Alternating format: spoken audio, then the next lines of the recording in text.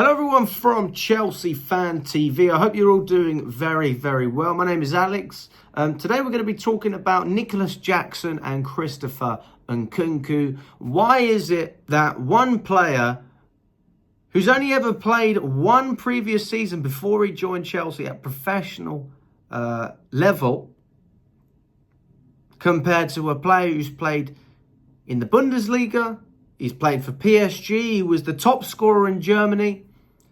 Why is it that Nicholas Jackson is starting in the Premier League every single week ahead of Christopher Nkunku? If you haven't already, guys, smash the like button. It really helps the channel. And let's get straight into it. Now, before the season started, I think that most fans would agree with me in saying that we probably expected to see a lot more from Nkunku at the beginning of the season than we ended up seeing. I mean, Nkunku did start against Man City, but it wasn't in his normal position. It was out wide.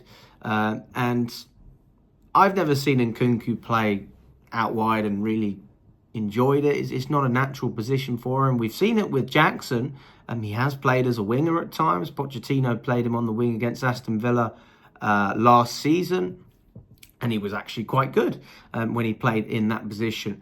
But Nkunku has never really entered the front of Maresca's mind to say, you know what, this is my number one striker. And why is that? What is it that Nkunku doesn't have that Nicholas Jackson brings to the team? So if you look at the team as a whole, and you look at individual statistics, let's just look at goals and assists, for example. I would put Nkunku in the bracket of a player who, I think if he started every week, he'd probably score just as many goals as Nicholas Jackson, maybe even more, right? Nobody knows, but statistically, based on his history as a player, he is a goal scorer, he's a natural goal scorer who gets himself into positions, and he's clinical, right? He wouldn't be the top scorer in the Bundesliga. We would have never signed him if he couldn't score goals in the first place. Let's not forget, unlike Nicholas Jackson, Nkunku was signed as a ready-made player, which is exactly what we wanted. We didn't want a player with potential, which is exactly what Nicholas Jackson was when we signed him. This was a player who'd never really proven himself at the top level, but we could see there was a chance. There was definitely a player in there. And we've seen since then, there certainly is.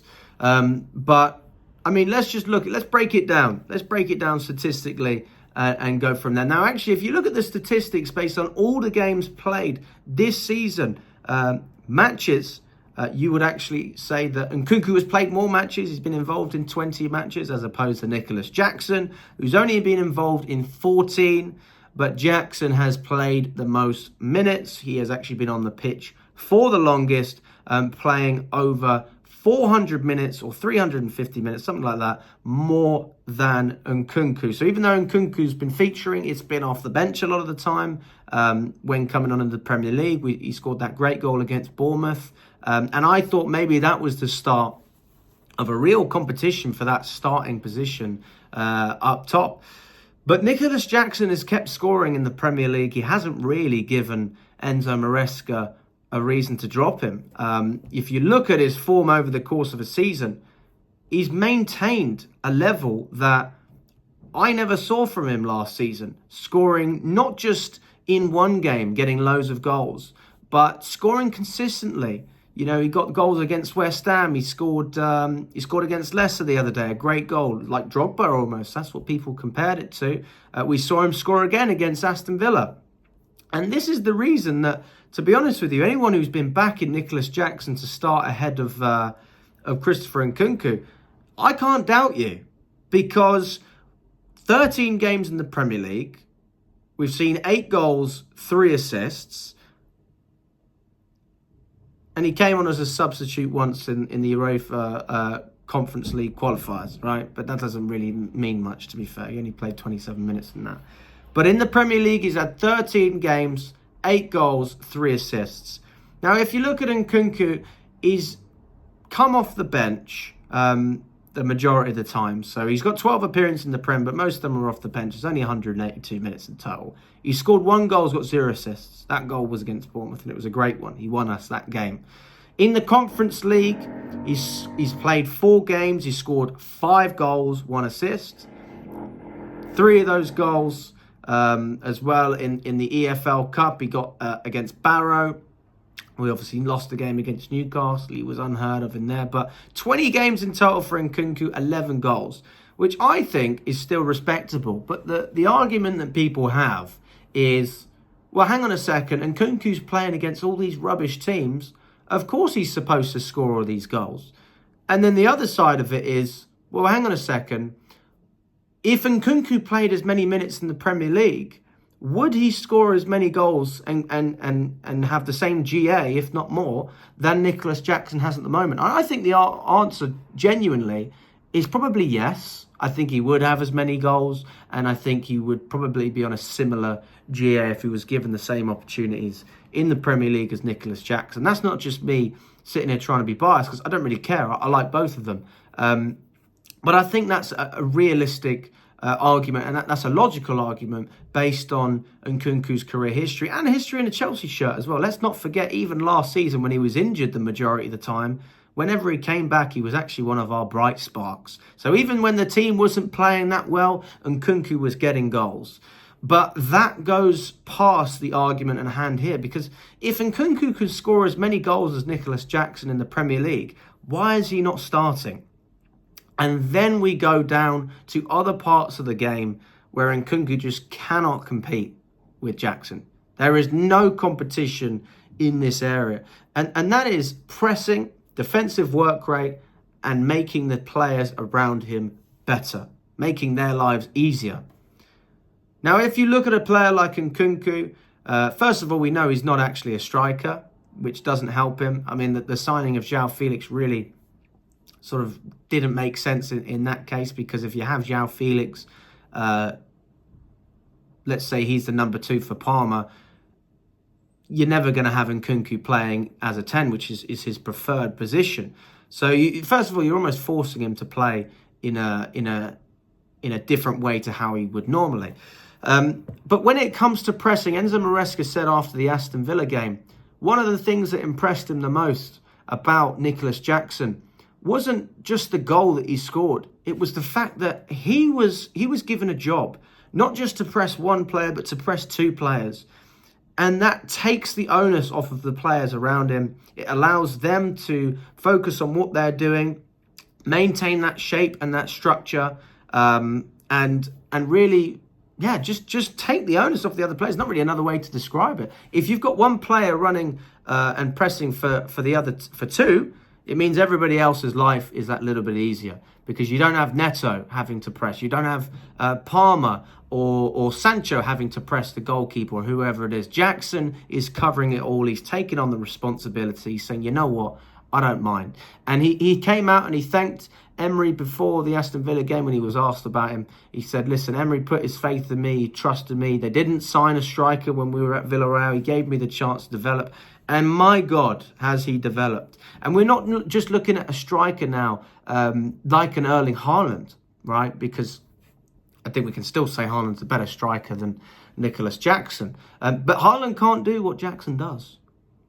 Jackson scores goals and then plays so well for the team.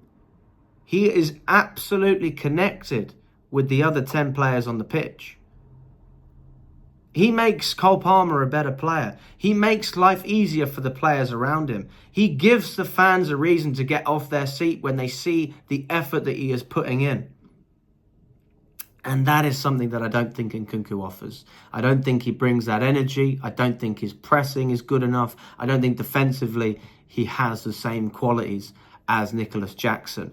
And these are very fine margins we're talking about, because we're looking at 2 players who can both score goals. But if you've got 2 players who are both very good at one thing, and there's another thing on the other side, which is still a very important part of the game, isn't it? Defending and making runs, running into those spaces. That's where Nicholas Jackson really takes the lead over Christopher Nkunku. But does that mean we're not going to see Nkunku play any minutes in the Premier League? Absolutely not. I think there's a good chance that he could still feature against Aston Villa. No, not Aston Villa. Southampton. I think there's a good chance that could still happen, because we do need to rotate. We've got the Tottenham game coming up as well. But yeah, I do think that it would be worth still giving Nkunku a chance, because he could still come out there and absolutely smash it out the park if he's given 90 minutes in the Premier League game over Nicholas Jackson, which hasn't happened yet. So I'd like to see that happen, just so that we can judge it, because really you need a momentum, you need a run of games, but it doesn't look like he's going to have it. But is this team still going to score goals without Nicholas Jackson if Nkunku starts? Of course we are. But there might be other areas of the pitch where we struggle. And that is where I think that the real debate ends, because Jackson's qualities are very much different to what Nkunku can bring, but Nkunku's slightly more restricted, I have to admit it. He's better in tight spaces, he's a better finisher, he's probably a better penalty taker, better header of the ball. But is he better at making runs? Is he better when coming out wide? Does he bring other players into the game as much as Nicholas Jackson? Is Nkunku going to make Cole Palmer play better, our best player? We want to obviously supplement our best player. Are the rest of the players going to have to work harder without the ball because Nkunku's on the pitch? So that's the question you have to ask. But I do think that it's unlucky, isn't it? I don't think Nkunku's not good enough for Chelsea, though. That's something I certainly don't agree with. He is good enough for Chelsea. It's just that right now, Nicholas Jackson, he's better suited to what we're trying to do and what the manager wants. And Nicholas Jackson deserves all the credit in the world, because I don't think there's many players that could bench Nkunku, but he's doing it. So listen, we're very lucky to have two top players at the club. Let me know what you think, guys. Do you agree or disagree with what I'm saying? If you haven't already, download Omely. They are the sponsors. There's a QR code on screen as well as a link in the description. It's totally free, guys. I'm going to be doing some shows in the next coming weeks as well with Lewis, Charlie, Nina. Everyone from the channel, you're more than welcome to jump on and speak with us. I will see you on Omely very soon. And all the best, guys. Enjoy the rest of your day.